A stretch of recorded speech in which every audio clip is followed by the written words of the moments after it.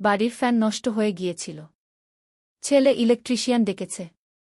লোকটা এসে কাজ করতে শুরু করল। একটু পরে নিচে নেমে এসে ছেলেকে বলল, ভাইজা, আপনার মিসেস কোথায়?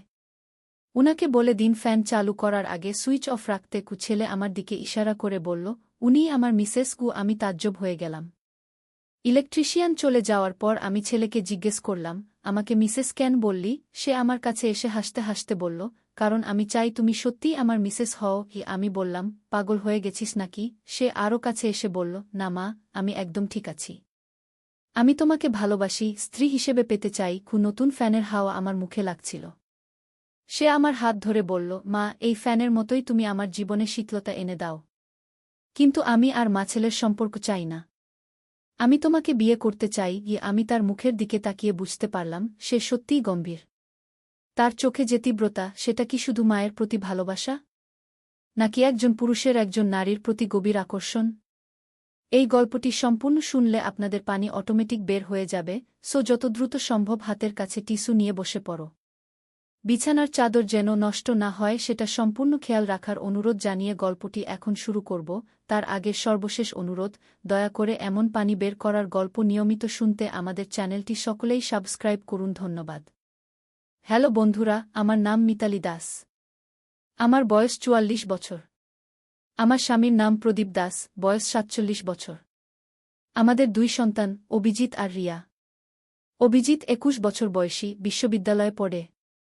রিয়া ১৪ বছর বয়সী, স্কুলে যায়।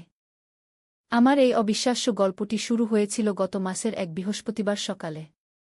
আমার বড় ছেলে অভিজিৎ আমাকে বলল যে তার রুমের ফ্যানটা নষ্ট হয়ে গেছে। গরমের এই সময়ে ফ্যান ছাড়া থাকা খুবই কষ্টকর। তাই আমি তাড়াতাড়ি ইলেকট্রিশিয়ান ডাকার কথা বললাম। অভিজিৎ একজন ইলেকট্রিশিয়ানের নাম্বার জোগাড় করে ফোন দিল। লোকটা বলল সে দুপুরের দিকে আসবে। আমি তখন রান্নাঘরে খিচুড়ি রান্না করছিলাম। প্রদীপ অফিসে গেছে, রিয়া স্কুলে।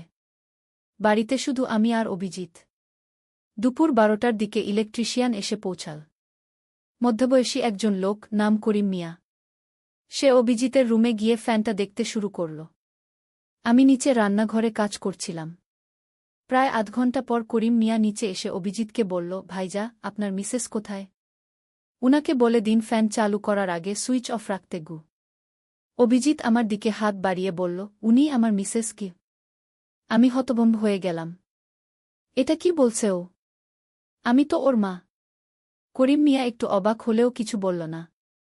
সে আমাকে ফ্যানের নিয়মকানুন বুঝিয়ে দিয়ে চলে গেল। তার পয়সা দিয়ে বিদায় করার পর আমি অভিজিৎকে জিজ্ঞেস করলাম, আমাকে তোর মিসেস কেন বললি? অভিজিৎ আমার কাছে এসে একটা অদ্ভুত হাসি দিয়ে বলল, কারণ আমি চাই তুমি সত্যিই আমার মিসেস হও। আমি বিস্ময়ে বললাম, পাগল হয়ে গেছিস নাকি? আমি তোর মা। সে আরও কাছে এসে গম্ভীর স্বরে বলল, না মা, আমি একদম ঠিক আছি। আমি তোমাকে ভালোবাসি, স্ত্রী হিসেবে পেতে চাই। এমন সময় নতুন ফ্যানের শীতল হাওয়া আমার মুখে এসে লাগল। অভিজিৎ আমার হাত ধরে বলল, মা, এই ফ্যানের মতোই তুমি আমার জীবনে শীতলতা এনে দাও। কিন্তু আমি আর মা ছেলের সম্পর্ক চাই না। আমি তোমাকে বিয়ে করতে চাই। আমি তার চোখের দিকে তাকিয়ে দেখলাম সেখানে এক অদ্ভুত তীব্রতা। এটা কি শুধুই একজন ছেলের মায়ের প্রতি ভালোবাসা, নাকি একজন পুরুষের একজন নারীর প্রতি গভীর আকর্ষণ? আমি তার হাত সরিয়ে দিয়ে বললাম, অভিজিৎ, তুই কি বলছিস? আমি তোর মা, তোর বাবার স্ত্রী। এমন কথা বলতে নেই। কিন্তু অভিজিৎ হাল ছাড়ার পাত্র নয়। সে আমার সামনে এসে দাঁড়িয়ে বলল, মা, তুমি একবার ভেবে দেখো। বাবা সবসময় অফিসে থাকে। তোমার সাথে কথা বলার সময় নেই। কিন্তু আমি তোমাকে সবচেয়ে বেশি ভালোবাসি। আমি তোমার সব যত্ন নিতে পারি। আমি রেগে গিয়ে বললাম, থামো। আর এসব বাজে কথা বলবি না। তুই যা বলছিস সেটা পাপ, অন্যায়। অভিজিৎ মাথা নেড়ে বলল, না মা, এটা পাপ নয়। ভালোবাসা কখনো পাপ হতে পারে না। আমি জানি আমাদের সমাজে এটা মেনে নেওয়া কঠিন, কিন্তু আমার মন বলছে এটাই সত্য। আমি আর কথা না বাড়িয়ে রান্নাঘরে চলে গেলাম। কিন্তু মনের মধ্যে একটা অস্বস্তি কাজ করতে লাগল। অভিজিতের কথাগুলো আমার মাথা থেকে যাচ্ছিল না। সন্ধ্যায় প্রদীপ অফিস থেকে ফিরল। রিয়াও স্কুল থেকে এসে গেল। রাতের খাবার টেবিলে আমরা সবাই একসাথে বসলাম। কিন্তু আমি অভিজিতের দিকে সোজা তাকাতে পারছিলাম না। খাবার শেষে প্রদীপ টিভি দেখতে বসল। রিয়া পড়তে গেল। আমি রান্নাঘরে থালাবাসন ধুতে লাগলাম। হঠাৎ অভিজিৎ এসে আমার পাশে দাঁড়াল। মা, তুমি আমার কথা নিয়ে ভাবছ? সে চুপি চুপি জিজ্ঞেস করল। আমি তার দিকে না তাকিয়ে বললাম, তোর এসব পাগলামি নিয়ে আমি ভাবব কেন? কিন্তু তুমি আজ সারাদিন অন্যমনস্ক আছো। রাতের খাবারেও আমার দিকে তাকাওনি, সে বলল। আমি হাত মুছে তার দিকে ফিরলাম। অভিজিৎ, তুই একটা ভালো ছেলে। তোর পড়াশোনা আছে, ভবিষ্যৎ আছে। এসব বাজে চিন্তা মাথা থেকে বের করগু। অভিজিৎ আমার কাছে আরও এগিয়ে এল। মা, তুমি যদি একবার আমার কথা শুনতে গু।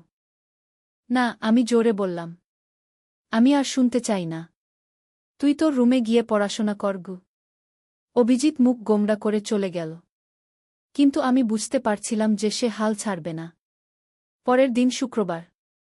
প্রদীপ অফিসে গেল, রিয়া স্কুলে গেল। আমি একা বাড়িতে পরিষ্কার পরিচ্ছন্নতার কাজ করছিলাম। অভিজিৎ বিশ্ববিদ্যালয়ে ক্লাস আছে বলে বের হয়ে গিয়েছিল। দুপুরের দিকে সে হঠাৎ ফিরে এল। আমি অবাক হয়ে জিজ্ঞেস করলাম, এত তাড়াতাড়ি ফিরলি কেন? ক্লাস ক্যান্সেল হয়ে গেছে কি, সে বলল। কিন্তু আমার মনে হলো সে মিথ্যা বলছে। অভিজিৎ আমার কাছে এসে বলল, মা, আমি তোমার সাথে একটা জরুরি কথা বলতে চাই। আবার সেই একই কথা। আমি বিরক্ত হয়ে বললাম, না, ভিন্ন কিছু। তুমি কি জানো আমাদের বাড়ির নিচে একটা গোপন ঘর আছে? আমি চমকে গেলাম। কি বলছিস? সত্যি মা। আমি গতকাল রাতে আবিষ্কার করেছি। তুমি চলো, আমি দেখাই। কৌতূহলী হয়ে আমি তার সাথে গেলাম। সে আমাকে নিয়ে গেল বাড়ির পিছনের দিকে, যেখানে একটা পুরাতন আলমারি রাখা আছে। সে আলমারিটা সরিয়ে দেখাল যে পিছনে একটা ছোট দরজা আছে। এটা কবে থেকে আছে? আমি অবাক হয়ে জিজ্ঞেস করলাম। আমারও জানা নেই। হয়তো বাড়ি বানানোর সময় থেকেই কি অভিজিৎ দরজাটা খুলে দিল। ভিতরে একটা ছোট্ট ঘর। অন্ধকার, কিন্তু পরিষ্কার। অভিজিৎ একটা টর্চলাইট জ্বালিয়ে ভিতরে প্রবেশ করল। আমিও তার পিছু নিলাম। ঘরের মধ্যে কিছু পুরাতন জিনিসপত্র রাখা আছে। একটা পুরাতন ট্রাঙ্ক, কিছু বই, আর একটা পুরাতন ডায়েরি। অভিজিৎ ডায়েরিটা তুলে নিয়ে বলল, এটা দেখো মা। মনে হচ্ছে এই বাড়ির আগের মালিকের আমি ডায়েরিটা নিয়ে পাতা উল্টাতে লাগলাম। এটা প্রায় ৩০ বছরের পুরাতন। লেখা আছে এক মহিলার। তার নাম ছিল রেখা দেবী। ডায়েরির পাতায় পাতায় লেখা আছে রেখা দেবীর জীবনের গল্প। তার স্বামী, সন্তান, পারিবারিক জীবন। কিন্তু একটা পাতায় এসে আমি থমকে গেলাম। সেখানে লেখা, আমার বড় ছেলে রাহুল আজ আমাকে একটা অদ্ভুত প্রস্তাব দিয়েছে।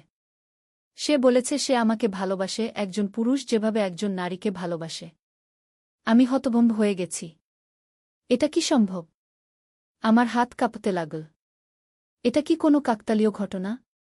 নাকি এই বাড়িতে আগেও এমন কিছু ঘটেছে? আমি পরের পাতা উল্টালাম। সেখানে লেখা, রাহুল প্রতিদিন আমার কাছে আসে।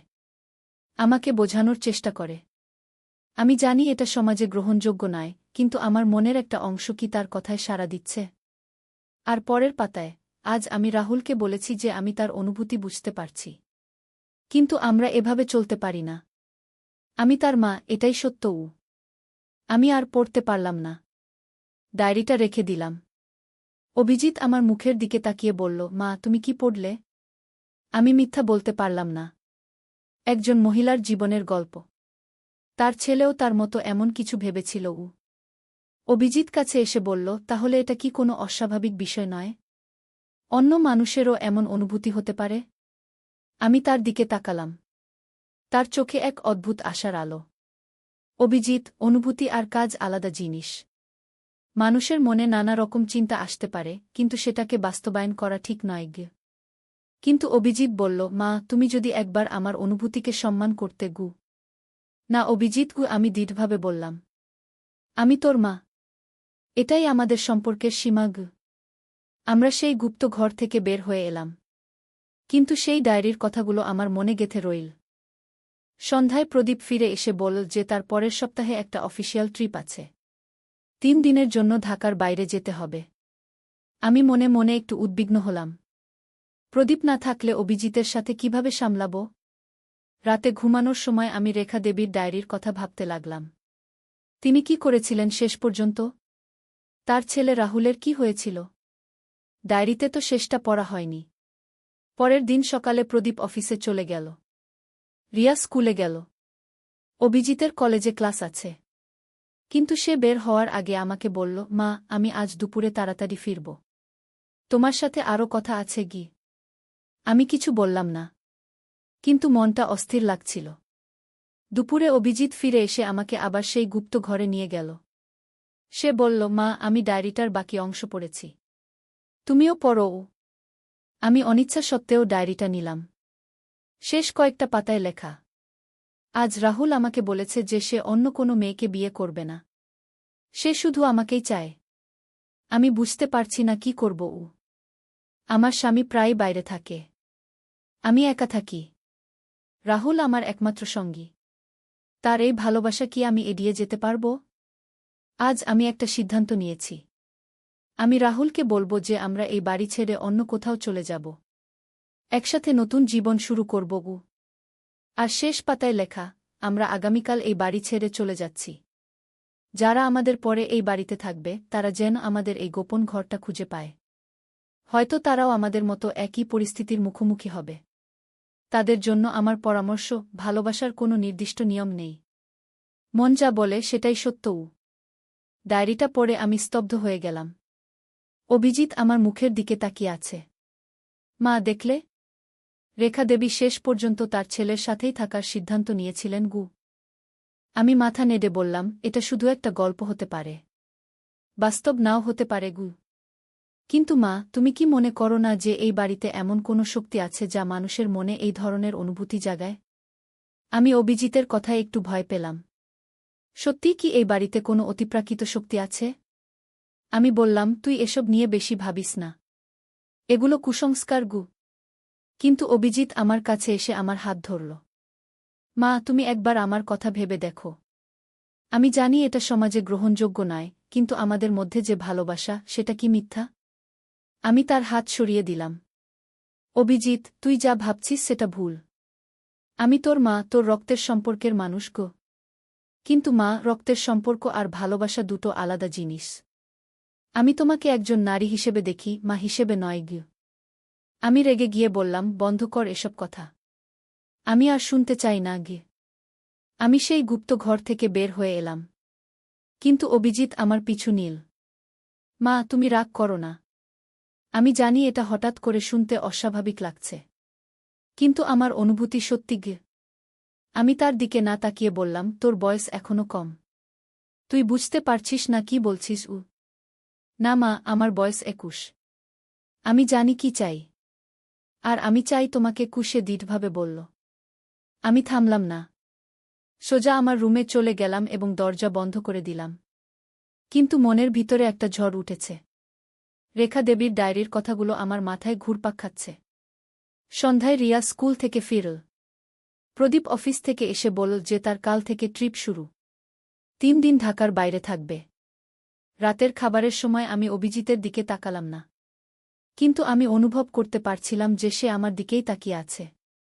খাবার শেষে প্রদীপ ব্যাগ গুছানোতে ব্যস্ত হয়ে পড়ল। রিয়া পড়তে বসল। আমি রান্নাঘরে পরিষ্কার করছিলাম, এমন সময় অভিজিৎ এসে দাঁড়াল। মা, বাবা কাল চলে যাবে। আমরা দুজন একা থাকব। আমি আশা করি তুমি আমার কথা নিয়ে ভাববে। আমি তার দিকে তাকিয়ে বললাম, অভিজিৎ, তুই প্লিজ এসব নিয়ে আর ভাবিস না। এটা ঠিক নয়।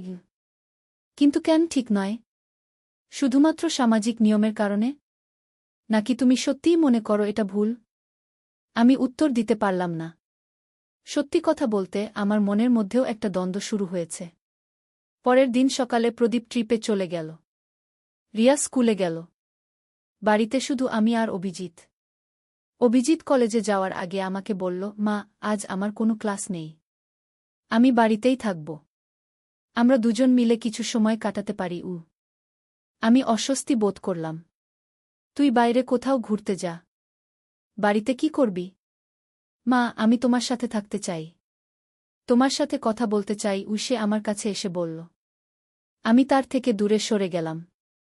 অভিজিৎ, তুই দূরে থাক। আমার কাজ আছে। কিন্তু সে আমার পিছু নিল। মা, তুমি আমার থেকে এভাবে পালিয়ে থাকতে পারবে না। আমরা একই বাড়িতে থাকি। আমি রান্নাঘরে গিয়ে কাজ করতে লাগলাম। কিন্তু অভিজিৎ সেখানেও এসে পৌঁছাল। মা, তুমি গতকাল রেখা দেবীর ডায়েরি পড়েছ। তিনি শেষ পর্যন্ত কি করেছিলেন জানো? আমি তার দিকে না তাকিয়ে বললাম, সেটা আমার জানার দরকার নেই। কিন্তু আমার মনে হয় তিনি সঠিক সিদ্ধান্তই নিয়েছিলেন। ভালোবাসার কোনো বাধা নেই।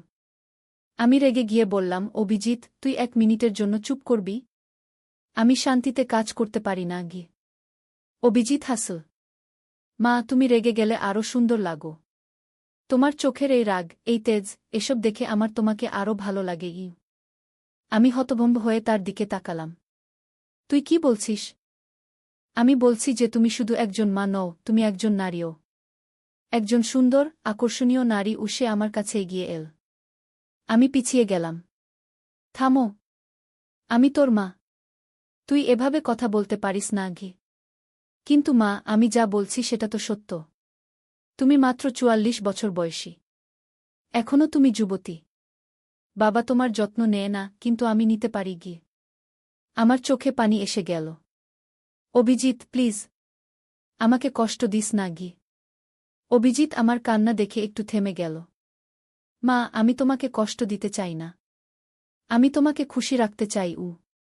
আমি তার দিকে তাকিয়ে বললাম, তুই যদি সত্যিই আমাকে খুশি রাখতে চাস, তাহলে এসব কথা আর বলবি না গি। কিন্তু অভিজিৎ মাথা নেড়ে বলল, না মা, আমি পারব না। আমার অনুভূতি এত গভীর যে আমি সেটা লুকিয়ে রাখতে পারি না গ। হঠাৎ করে দরজার ঘণ্টি বেজে উঠল। আমি স্বস্তির নিঃশ্বাস ফেললাম। দরজা খুলে দেখি আমাদের প্রতিবেশী সুমিত্রা আন্টি। মিতালি, কেমন আছিস? উনি হাসি মুখে বললেন। ভালো আছি আন্টি। আপনি আসুন। আমি তাড়াতাড়ি বললাম। সুমিত্রা আন্টি ভিতরে এসে বসলেন। উনি বললেন, আমি দেখলাম প্রদীপ সকালে বড় ব্যাগ নিয়ে বের হচ্ছে। কোথাও গেছে? হ্যাঁ, অফিসিয়াল কাজে 3 দিনের জন্য ঢাকার বাইরে গেছে। আমি বললাম। তাহলে তুমি একা আছো? রিয়া তো স্কুলে যায়, অভিজিৎ কলেজে। তোমার একা লাগবে না? আমি বললাম, না আন্টি, আমি ব্যস্ত থাকি। একা লাগে না গি। এমন সময় অভিজিৎ এসে সুমিত্রা আন্টিকে প্রণাম করল। আন্টি বললেন, অভিজিৎ, তুমি কেমন আছো? ভালো আছি আন্টি। অভিজিৎ বলল। সুমিত্রা আন্টি আমাদের দুজনের দিকে তাকিয়ে বললেন, তোমরা মাছেলে খুব মিলেমিশে থাকো। এটা খুব সুন্দর গু। আমি অভিজিতের দিকে একবার তাকালাম। তার মুখে একটা অদ্ভুত হাসি। সুমিত্রা আন্টি চলে যাওয়ার পর অভিজিৎ আমাকে বলল, মা, দেখলে? সবাই বলে আমরা খুব মিলেমিশে থাকি। এটা কি আমাদের বিশেষ সম্পর্কের প্রমাণ নয়? আমি তার কথার উত্তর না দিয়ে নিজের রুমে চলে গেলাম। বিকেলে রিয়া স্কুল থেকে ফিরল। সে খাবার খেয়ে পড়তে বসল। আমি তার পাশে বসে তার পড়ায় সাহায্য করতে লাগলাম। রিয়া বলল, মা, অভিজিৎ ভাই আজ কেন কলেজে যায়নি? আমি বললাম, ওর কোনো ক্লাস ছিল না গি। কিন্তু ভাই বলল ওর আজ খুব জরুরি কাজ আছে। রিয়া বলল। আমি বুঝতে পারলাম অভিজিৎ মিথ্যা বলেছে। সে আমার সাথে একা থাকার জন্য কলেজে যায়নি। রাতের খাবারের সময় আমি অভিজিৎকে জিজ্ঞেস করলাম, তুই রিয়াকে বলেছিস তোর জরুরি কাজ আছে? অভিজিৎ হেসে বলল, হ্যাঁ, সত্যিই তো জরুরি কাজ আছে। তোমার সাথে কথা বলা আমার কাছে সবচেয়ে জরুরি কাজ গু। রিয়া অবাক হয়ে বলল, ভাই, মায়ের সাথে তো তুমি রোজই কথা বলো। অভিজিৎ বলল, হ্যাঁ, কিন্তু আজকের কথা বিশেষ। আমি মাকে বলতে চাই যে আমি তাকে কতটা ভালোবাসি। আমি তাড়াতাড়ি বিষয় পাল্টানোর চেষ্টা করলাম। রিয়া, তোর হোমওয়ার্ক শেষ? রাতে রিয়া ঘুমিয়ে পড়ার পর আমি আমার রুমে গেলাম। কিন্তু ঘুম আসছিল না। মনের মধ্যে নানা চিন্তা ঘুরপাক খাচ্ছিল। হঠাৎ দরজায় নরম টোকা শুনতে পেলাম। আমি উঠে দরজা খুলে দেখি অভিজিৎ দাঁড়িয়ে আছে। কি চাইস? আমি চুপি চুপি জিজ্ঞেস করলাম। মা, আমার ঘুম আসছে না। তোমার সাথে একটু কথা বলতে চাই। আমি দরজা বন্ধ করে দিতে চাইলাম। রিয়া ঘুমিয়ে গেছে। এখন কথা বলার সময় নয়। কিন্তু অভিজিৎ দরজা আটকে বলল, মা, প্লিজ। শুধু 5 মিনিট। আমি বাধ্য হয়ে তাকে ভিতরে আসতে দিলাম। কিন্তু দরজা খোলা রেখে দিলাম। অভিজিৎ আমার কাছে এসে বলল, মা, আমি জানি তুমি আমার কথায় বিরক্ত।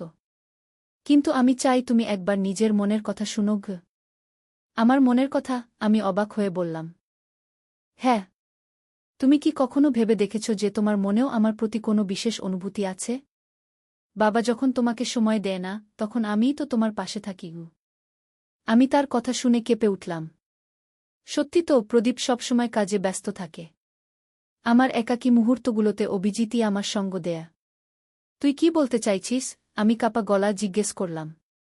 অভিজিৎ আমার হাত ধরল। আমি বলতে চাইছি যে তুমি আমাকে শুধু একজন ছেলে হিসেবে নয়, একজন সঙ্গী হিসেবেও দেখতে পারো। আমি আমার হাত ছাড়িয়ে নিয়ে বললাম, অভিজিৎ, তুই ভুল ভাবছিস। আমি তোর মা গু। কিন্তু মা, তুমি কি অনুভব করছো না যে আমাদের মধ্যে একটা বিশেষ সম্পর্ক আছে? যখন আমি তোমাকে ভালোবাসার কথা বলি, তখন তুমি রেগে যাও ঠিকই, কিন্তু তোমার চোখে একটা ভিন্ন আলো দেখা যায়। আমি তার কথা শুনে অস্বস্তি বোধ করলাম। সত্যিই কি আমার মনে কোনো পরিবর্তন হচ্ছে? তুই যা গিয়ে, আমি শক্ত গলায় বললাম। আমি আর এসব কথা শুনতে চাই না গিয়ে। অভিজিৎ আমার মুখের দিকে তাকিয়ে বলল, মা, তুমি যতই অস্বীকার করো, আমি জানি তোমার মনেও আমার প্রতি একটা বিশেষ টান আছে। না হলে তুমি এতটা অস্বস্তি বোধ করতে না গি।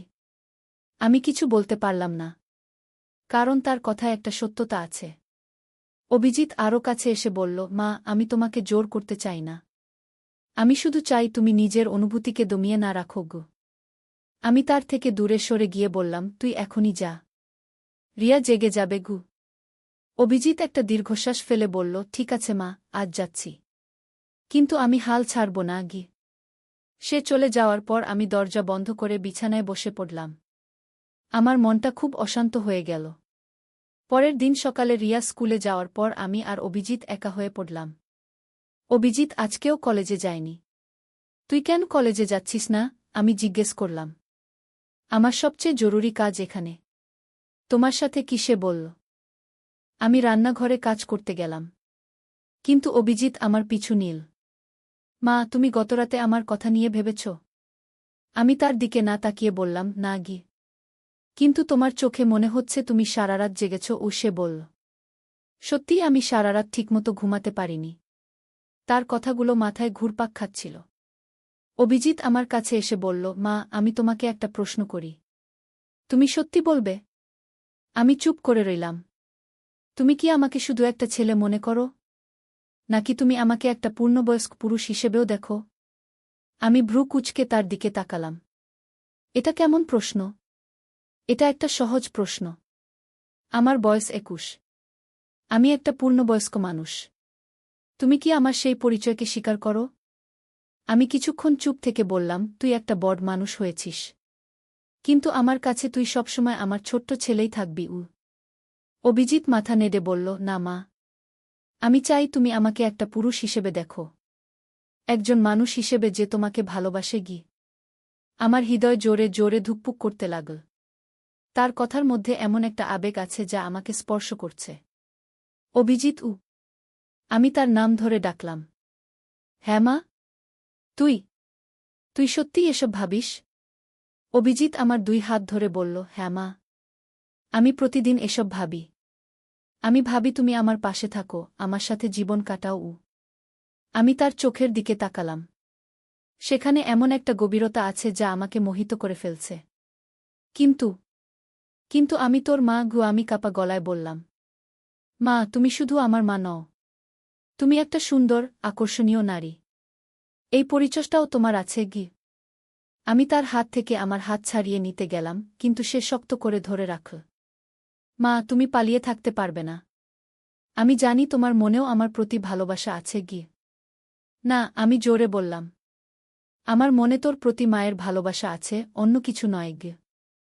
অভিজিৎ আমার খুব কাছে এসে বলল, তাহলে তুমি কেন এত অস্থির হয়ে পড়ছ? তুমি কেন আমার সাথে চোখে চোখ রাখতে পারছ না? আমি তার দিকে তাকাতে পারলাম না। সত্যিই আমি খুব অস্থির বোধ করছি। অভিজিৎ আমার মুখ তুলে ধরল। মা, তুমি আমার চোখের দিকে তাকাও। আমি তার চোখের দিকে তাকালাম। তার চোখে এমন একটা আকুতি আছে যা আমার হৃদয়কে স্পর্শ করল। মা, আমি তোমাকে ভালোবাসি। একজন পুরুষ যেভাবে একজন নারীকে ভালোবাসে সেভাবে গু। আমার চোখে পানি এসে গেল। অভিজিৎ, তুই এসব কেন বলছিস? আমাকে কষ্ট দিচ্ছিস। আমি তোমাকে কষ্ট দিতে চাই না মা। আমি তোমাকে খুশি করতে চাই। তোমাকে ভালোবাসতে চাই। হঠাৎ দরজার কলিং বেল বেজে উঠল। আমি চমকে গেলাম। তাড়াতাড়ি অভিজিতের হাত থেকে মুক্ত হয়ে দরজা খুলতে গেলাম। দরজা খুলে দেখি আমাদের অন্য প্রতিবেশী মনিকা আন্টি। উনি এসেছেন কিছু রান্নার মশলা ধার নিতে। মিতালি, তুমি কেমন আছো? উনি জিজ্ঞেস করলেন। ভালো আছি আন্টি কু, আমি কাপা গলায় বললাম। মনিকা আন্টি আমার মুখের দিকে তাকিয়ে বললেন, তুমি কেমন যেন অস্থির লাগছ। কোনো সমস্যা? না না, কোনো সমস্যা নেই, আমি তাড়াতাড়ি বললাম।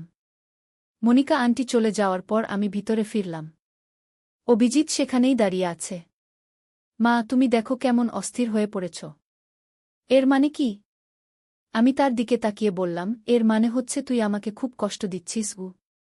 না মা, এর মানে হচ্ছে তোমার মনেও আমার প্রতি ভালোবাসা আছে। কিন্তু তুমি সেটা স্বীকার করতে পারছ না গি। আমি মাথা নেড়ে বললাম, তুই ভুলবু। একদিন আলী সাহেব সোহেলের অফিসে এলেন। সোহেল তাকে দেখে অবাক হয়ে গেল। স্যার, আপনি এখানে? হ্যাঁ সোহেল, তোমার অফিস একবার দেখতে চাইলাম। খুব সুন্দর হয়েছে গু। আলী সাহেব পুরো অফিস ঘুরে দেখলেন। কর্মচারীদের সাথে কথা বললেন। তারপর সোহেলের রুমে এসে বসলেন। সোহেল, তুমি অনেক দূর এসেছ। মনে আছে 7 বছর আগে তুমি যখন আমার অফিসে প্রথম এসেছিলে চা বানানোর কাজ করতে? হ্যাঁ স্যার, সব মনে আছে ইউ। আমি গর্বিত যে আমি তোমাকে একটা সুযোগ দিয়েছিলাম, আর তুমি সেই সুযোগকে কাজে লাগিয়েছ। জানো সফলতার মূল সূত্র কি? কি স্যার? কঠোর পরিশ্রম, সততা আর হাল না ছাড়া। তোমার মধ্যে এই 3টা গুণই আছে গু। সোহেল চোখে জল নিয়ে বলল, আপনি না থাকলে আজ আমি এখানে পৌঁছাতে পারতাম না স্যার। না সোহেল, আমি শুধু একটা দরজা খুলে দিয়েছিলাম। ভেতরে ঢুকে পথ তৈরি করেছ তুমি নিজে গু। আলী সাহেব চলে যাওয়ার আগে বললেন, আমার একটা বড় প্রজেক্ট আছে। একটা 20 ফ্লোর বিজনেস টাওয়ার। আমি চাই তুমি এই প্রজেক্টে আমার সাথে পার্টনার হও। 50-50। রাজি? সোহেল অবাক হয়ে গেল। এত বড় প্রজেক্ট? স্যার, আমার কি যথেষ্ট সামর্থ্য আছে? আছে। আমি বিশ্বাস করি। সোহেল রাজি হয়ে গেল। এটা তার জীবনের সবচেয়ে বড় প্রজেক্ট হবে। 50 অধ্যায়, বড় চ্যালেঞ্জ। 20 ফ্লোর বিজনেস টাওয়ারের কাজ শুরু হল। এটা সোহেলের জীবনের সবচেয়ে বড় চ্যালেঞ্জ। প্রজেক্টের বাজেট প্রায় 10 করোড় টাকা। সোহেলকে 5 করোড় টাকা ইনভেস্ট করতে হবে। সোহেল তার সব সঞ্চয়ে, ব্যাংক লোন আর কিছু ইনভেস্টর থেকে টাকা জোগাড় করল। এটা একটা বিশাল ঝুঁকি। যদি প্রজেক্ট ব্যর্থ হয়, সব শেষ। মিনা চিন্তিত ছিল। সোহেল, এত বড় ঝুঁকি নেওয়া ঠিক হবে? মিনা, জীবনে বড় কিছু করতে হলে ঝুঁকি নিতে হয়। আমি এই সুযোগ হাতছাড়া করতে চাই না গিয়ে। কিন্তু যদি কিছু ভুল হয়? ভুল হবে না। আমি আলী সাহেবের সাথে আছি। উনি আমাকে গাইড করবেন। প্রজেক্ট শুরু হল। প্রথম 6 মাস সব ভালোই চলছিল। কাজ সময়মতো হচ্ছে, বাজেট ঠিক আছে। কিন্তু 7 মাসের মাথায় একটা বড় সমস্যা দেখা দিল। একজন প্রধান ইনভেস্টর হঠাৎ তার টাকা ফেরত চাইলেন। তিনি অন্য একটা জরুরি কাজে টাকা লাগবে বলে জানালেন। 1 করোড় টাকা ফেরত দিতে হবে। সোহেল বিপদে পড়ে গেল। 1 করোড় টাকা এখন কোথায় পাবে? প্রজেক্টের সব টাকা ঢেলে দিয়েছে। সে আলী সাহেবের সাথে কথা বলল। আলী সাহেব বললেন, চিন্তা করো না, আমি ব্যবস্থা করছি। কিন্তু আলী সাহেবও বড় একটা প্রজেক্টে আটকে আছেন। তার হাতে লিকুইড ক্যাশ নেই। সোহেল অন্য ব্যাংক থেকে লোন নেওয়ার চেষ্টা করল। কিন্তু ব্যাংক বলল, ইতিমধ্যে তার অনেক লোন আছে, নতুন লোন দিতে পারবে না। সোহেল রাতে ঘুমাতে পারছিল না। খাওয়া দাওয়া বন্ধ করে দিয়েছিল। মিনা তাকে দেখে খুব চিন্তিত হয়ে গেল। সোহেল, প্লিজ নিজেকে এভাবে শেষ করে ফেলো না। কোনো একটা রাস্তা বের হবেই গি। কিন্তু সোহেল কোনো রাস্তা দেখতে পাচ্ছিল না। ইনভেস্টর 15 দিন সময় দিয়েছে। 15 দিনের মধ্যে টাকা ফেরত না দিলে তিনি আইনি ব্যবস্থা নেবেন। 10 দিন কেটে গেল। সোহেল কোনো সমাধান খুঁজে পেল না। সে প্রায় হাল ছেড়ে দিয়েছিল। 11 দিনের দিন একটা অপ্রত্যাশিত ঘটনা ঘটল। জাহিদ ভাই, সোহেলের পুরনো সহকর্মী, তার অফিসে এলেন। জাহিদ ভাই এখন একটা রিয়েল এস্টেট কোম্পানিতে সিনিয়র ম্যানেজার। সোহেল, আমি তোমার সমস্যার কথা শুনেছি গু। হ্যাঁ ভাই, আমি বিপদে পড়েছি। আমি তোমাকে সাহায্য করতে চাই। আমার কিছু সঞ্চয় আছে। 5 লাখ টাকা। তুমি নাও। সোহেল চোখে জল নিয়ে বলল, ভাই আমি কিছু বলার দরকার নেই। তুমি আমাকে অনেক কিছু শিখিয়েছ। তোমার কাছ থেকে পরিশ্রম আর সততা শিখেছি। এখন আমার পালা তোমাকে সাহায্য করার। জাহিদ ভাই চলে যাওয়ার পর আরও দুজন এলো। একজন সোহেলের পুরনো ক্লায়েন্ট, আরেকজন তার কর্মচারী। দুজন মিলে আরও ৮ লাখ টাকা দিল। করিম মামা ২০ লাখ টাকা ব্যবস্থা করলেন। তার কিছু বন্ধুদের কাছ থেকে ধার করে। মিনা তার সব গয়না বিক্রি করে ১০ লাখ টাকা দিল। সবাই মিলে প্রায় ৪৫ লাখ টাকা জোগাড় হল। বাকি ৬৫ লাখ টাকা সোহেল তার অফিসের সব অ্যাসেট বিক্রি করে আর একটা প্রাইভেট ফিন্যান্স কোম্পানি থেকে উচ্চ সুদে লোন নিয়ে ব্যবস্থা করল। ঠিক ১৪ দিনের দিন সোহেল ইনভেস্টরকে ১ করোড় টাকা ফেরত দিল। ইনভেস্টর টাকা নিয়ে চলে গেলেন। সোহেল তার অফিসে ফিরে এসে চেয়ারে বসে কাঁদল। এত চাপ, এত টেনশন, সব যেন একসাথে বের হয়ে এল। মিনা এসে তাকে জড়িয়ে ধরল। আমরা পেরেছি সোহেল, আমরা পেরেছি। ষোড়শ অধ্যায়, পুনরুদ্ধার। এই ঘটনার পর সোহেল আরও সাবধান হয়ে গেল। সে বুঝল ব্যবসায় শুধু সাহস নয়, বুদ্ধিও লাগে। ঝুঁকি নিতে হয়, কিন্তু হিসাব করে। প্রজেক্ট চলতে থাকল। এবার সোহেল আরও সতর্কতার সাথে সবকিছু পরিচালনা করল। প্রতিটা খরচ হিসাব করল, প্রতিটা সিদ্ধান্ত ভেবেচিন্তে নিল। আরও ১ বছর পর 20 ফ্লোর বিজনেস টাওয়ার সম্পন্ন হল। চমৎকার বিল্ডিং, শহরের অন্যতম সুন্দর ভবন। বিল্ডিংয়ের উদ্বোধন অনুষ্ঠানে শহরের মেয়র এলেন। অনেক ব্যবসায়ী, সাংবাদিক এল। সোহেলের নাম পত্রিকা ছাপা হল। স্বপ্নের শহরে এক তরুণ উদ্যোক্তার সফলতার গল্প। প্রজেক্ট থেকে সোহেলের লাভ হল প্রায় ২ করোড় টাকা। এই টাকা দিয়ে সে সব ঋণ শোধ করল।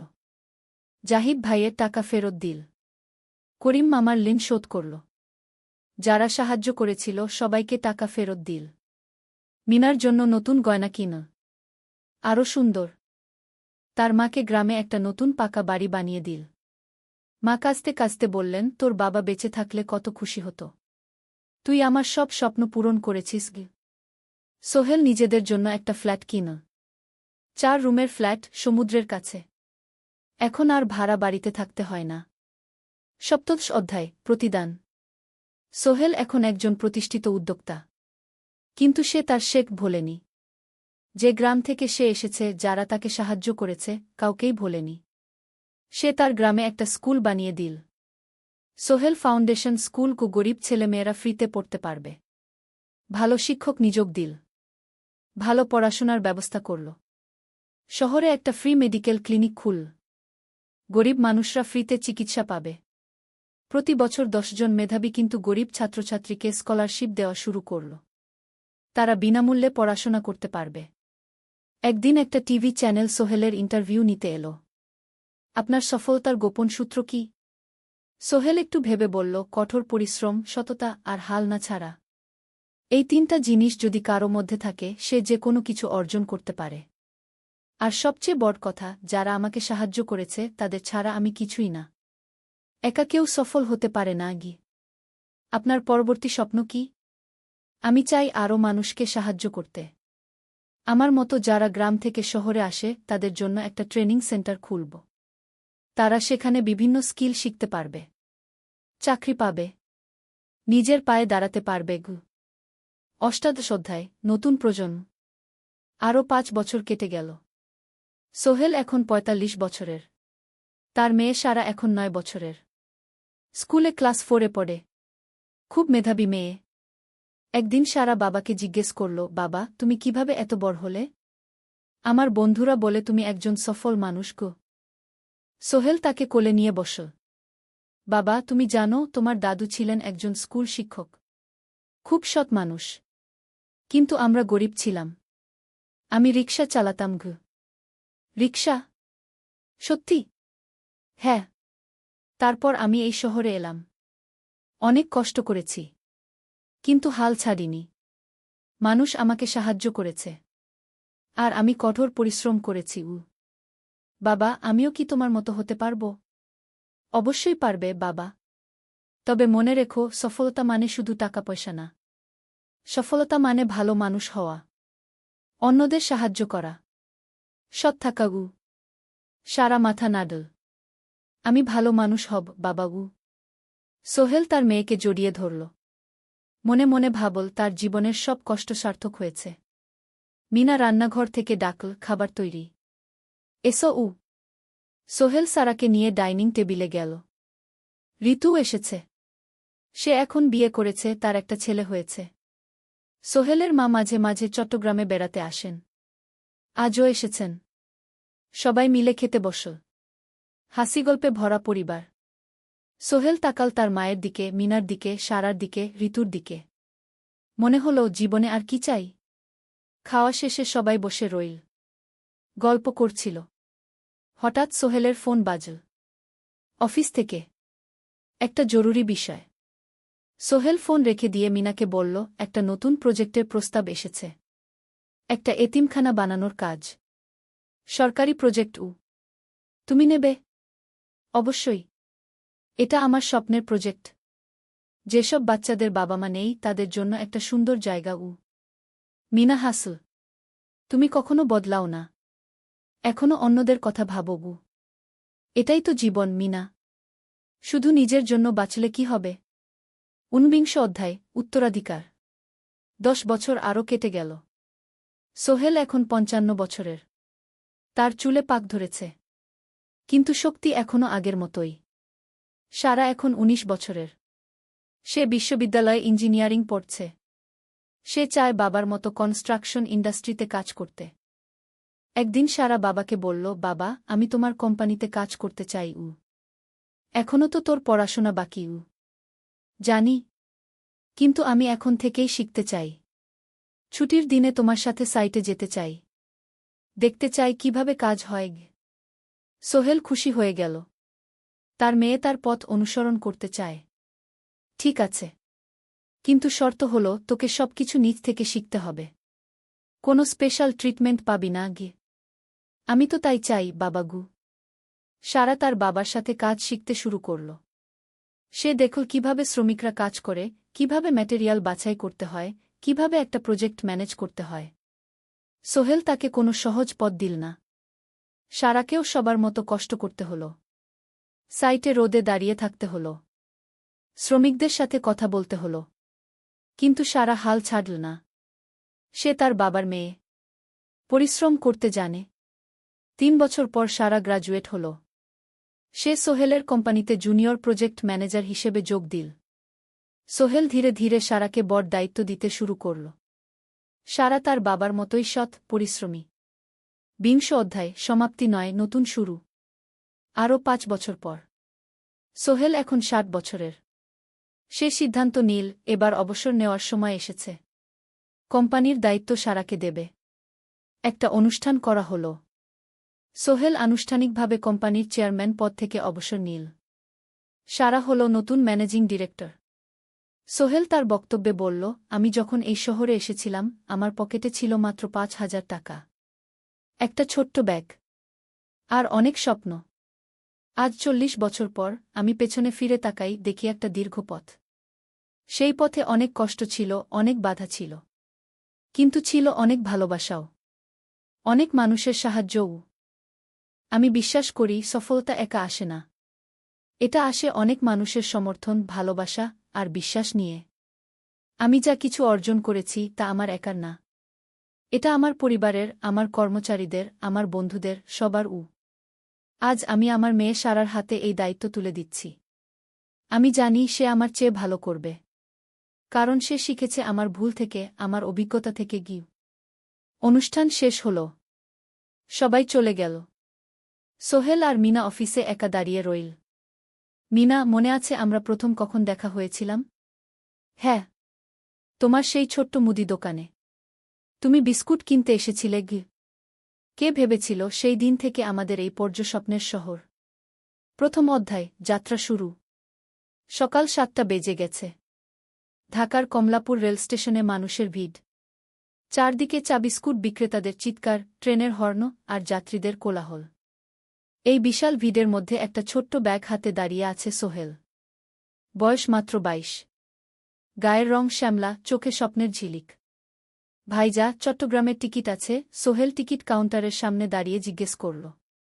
আছে। ৩০ টাকা কাউন্টারের লোকটা উত্তর দিল। সোহেল তার পকেট থেকে টাকা বের করল। মোট ৫,০০০ টাকা। এই টাকা সে জমিয়েছে গত ৩ বছরে রিকশা চালিয়ে। তার স্বপ্ন ছিল চট্টগ্রাম গিয়ে একটা ভালো চাকরি পাওয়া। গ্রামে আর থাকতে চায় না সে। বাবা মারা গেছেন ১০ বছর আগে। মা আর ছোট বোন ঋতুকে নিয়ে সংসার চালাচ্ছিল রিকশা চালিয়ে।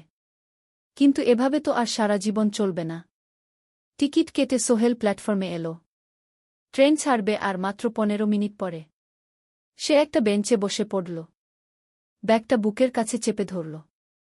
এই ব্যাগে আছে তার সব সম্পদ, কিছু কাপড়, একটা ছোট্ট ফটো ফ্রেমে বাবা মায়ের ছবি, আর কিছু টাকা। কোথায় যাচ্ছেন? পাশে বসা একজন বয়স্ক মানুষ জিজ্ঞেস করলেন। চট্টগ্রাম কাকা। চাকরি খুঁজতে যাচ্ছি কে সোহেল বিনয়ের সাথে উত্তর দিল।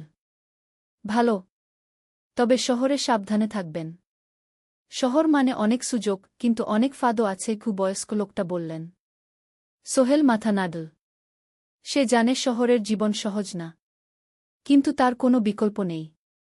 গ্রামে রিকশা চালিয়ে মাসে ৩,৫০০ টাকা আয় হতো। তার মধ্যে সংসার চালাতে হতো, বোনের স্কুলের খরচ দিতে হতো, মায়ের ওষুধের খরচ দিতে হতো। কিছুই বাঁচত না। আর এই জীবন থেকে বেরোনোর একটাই পথ, শহরে গিয়ে ভালো কাজ খুঁজে নেওয়া। সোহেল মনে মনে ভাবল তার বাবার কথা। বাবা ছিলেন একজন স্কুল শিক্ষক। খুব সৎ মানুষ ছিলেন। সবসময় বলতেন, সোহেল, তুই লেখাপড়া শিখে বড় মানুষ হবি। আমাদের পরিবারে আর কেউ বড় চাকরি করেনি। তুই করবি। কিন্তু বাবা যখন মারা গেলেন তখন সোহেল মাত্র এসএসসি পরীক্ষা দিয়েছে। ফলাফল ভালো হয়েছিল, জিপিএ অর্ধচতু। কিন্তু বাবার মৃত্যুর পর আর পড়া হল না। পরিবারের দায়িত্ব নিতে হল। ট্রেন ছাড়ল। সোহেল জানালার পাশে বসে বাইরে তাকাল। ধানক্ষেত, নদী, ছোট ছোট গ্রাম, সব পেছনে ফেলে ট্রেন এগিয়ে চল। সোহেলের মনে হল সে যেন তার পুরনো জীবনটাকেও পেছনে ফেলে আসছে। ট্রেনে একজন হকার এসে চা বিক্রি করছিল। সোহেল একটা চা কিনল। ১০ টাকা। চা খেতে খেতে সে ভাবছিল, চট্টগ্রাম পৌঁছে কি হবে? করিম মামা তাকে সাহায্য করবেন তো? চাকরি পাওয়া যাবে তো? করিম মামা আসলে সোহেলের খুব দূর সম্পর্কের মামা। সোহেলের দাদির বোনের ছেলে। অনেক বছর আগে গ্রাম ছেড়ে চট্টগ্রামে চলে গিয়েছিলেন। সেখানে একটা কনস্ট্রাকশন কোম্পানিতে কাজ করেন। বছরে একবার দুবার গ্রামে আসতেন। গত বছর যখন এসেছিলেন তখন সোহেলের মাকে বলেছিলেন, সোহেলকে চট্টগ্রাম পাঠান। আমি একটা কাজের ব্যবস্থা করে দেব। সেই কথাতেই ভরসা করে সোহেল আজ এই যাত্রা। দ্বিতীয় অধ্যায়, নতুন শহর। চট্টগ্রাম পৌঁছাতে প্রায় ৬ ঘণ্টা লেগে গেল। দুপুর ১টা বাজে। সোহেল স্টেশন থেকে বের হয়ে শহরের রাস্তায় দাঁড়াল। কি বিশাল শহর! এত গাড়ি, এত মানুষ। চারদিকে উঁচু উঁচু বিল্ডিং, দোকানপাট, মানুষের ভিড়। সোহেল কিছুক্ষণ দাঁড়িয়ে থাকল সব কিছু দেখতে দেখতে। তার মনে হচ্ছিল সে যেন অন্য কোনো পৃথিবীতে এসে পড়েছে। তার পকেটে একটা ছোট্ট কাগজ আছে। সেখানে লেখা একটা ঠিকানা, করিম মিয়া, বাড়ি নং ২৩, রোড নং ৫, আগ্রাবাদ, চট্টগ্রামকে। সোহেল একটা রিকশা ডাকল। কত নেবেন আগ্রাবাদ যেতে? ৫০ টাকা গু। সোহেল রিকশায় উঠল। রাস্তার দুধারে দোকান, মার্কেট, অফিস, সব কিছু দেখতে দেখতে সে অবাক হয়ে গেল। এত বড় শহর! এত কিছু! গ্রামের সেই ছোট্ট বাজারের সাথে কোনো তুলনাই হয় না। প্রায় আধা ঘণ্টা পর রিকশা একটা পুরনো বাড়ির সামনে থামল। ৩ তলা বাড়ি, কিন্তু রং উঠে গেছে। সিঁড়ি দিয়ে উঠে ৩য় তলায় করিম মামার ফ্ল্যাটে নক করল। দরজা খুলল এক মধ্যবয়সী মহিলা। কে? আসসালামু আলাইকুম আপা। আমি সোহেল। নোয়াখালীর গ্রাম থেকে এসেছি।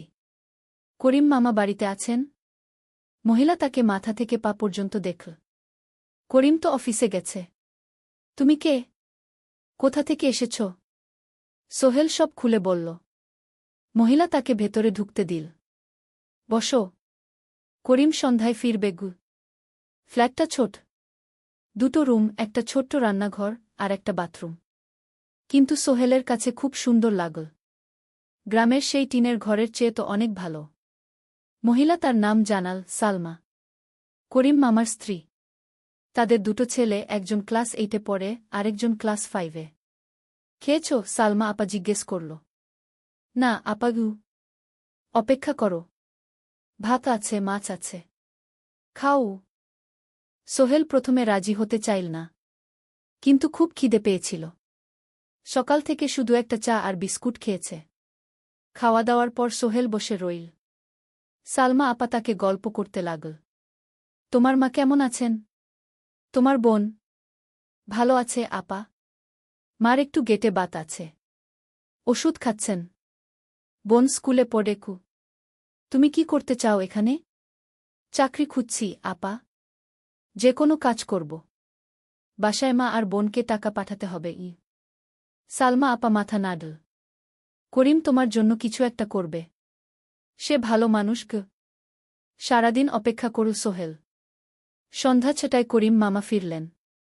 50-এর কাছাকাছি বয়স, কালো রঙের প্যান্ট শার্ট পরা, হাতে একটা ব্যাগ।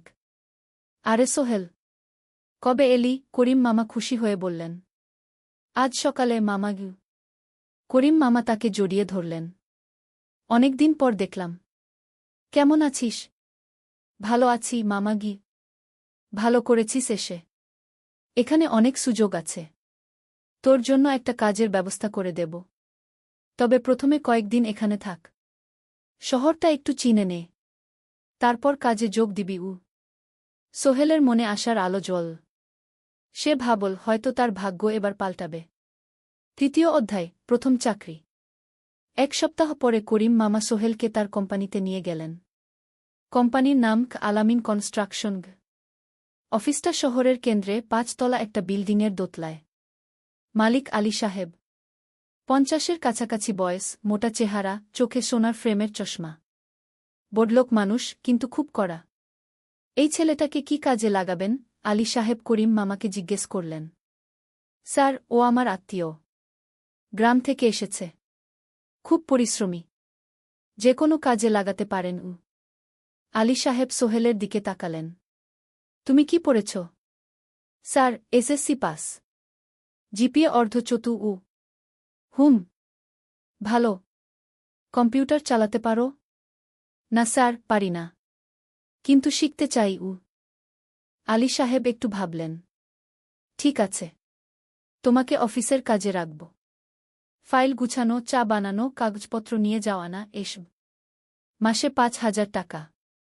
রাজি আছো? জি স্যার। সোহেল খুশি হয়ে গেল। 5,000 টাকা? রিকশা চালিয়ে 3,500 পেত। এখানে 5,000। কাজ শুরু হলো পরদিন থেকে। সকাল 8টায় অফিসে যেতে হয়, ফিরতে হয় সন্ধ্যা 7টায়। প্রথম দিন সোহেল ঘুম থেকে উঠল ভোর 5টায়। তৈরি হয়ে 7:30টায় অফিসের উদ্দেশ্যে বের হল। করিম মামার বাড়ি থেকে অফিস প্রায় 5 কিলোমিটার। বাসে যেতে হয়। অফিসে পৌঁছে সোহেল দেখল সেই প্রথম আলী সাহেব এখনো আসেননি। অফিস খোলা ছিল না। 8-10 মিনিট পর একজন লোক এসে অফিস খুল। তুমি নতুন? জি। আমি সোহেল। আমি জাহিদ, অ্যাসিস্ট্যান্ট ম্যানেজার। এসো। জাহিদ ভাই সোহেলকে সব কিছু দেখাল। অফিসে মোট 6 জন কর্মচারী।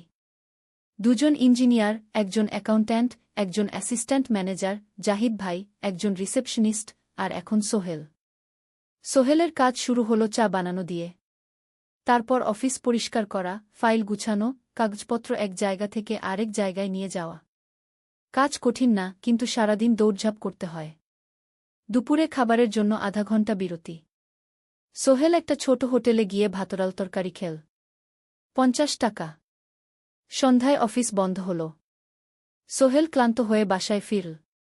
কেমন লাগল প্রথম দিন? করিম মামা জিজ্ঞেস করলেন। ভালো মামা, অনেক কিছু শিখলাম। প্রথম মাসের শেষে সোহেল বেতন পেল 5,000 টাকা। সে 3,000 টাকা মাকে পাঠাল। মা ফোনে কাঁদতে লাগলেন। আল্লাহ তোকে ভালো রাখুক সোহেল। সোহেলের চোখেও জল এলো। তার মনে হল সে একটা বড় কাজ করতে পেরেছে।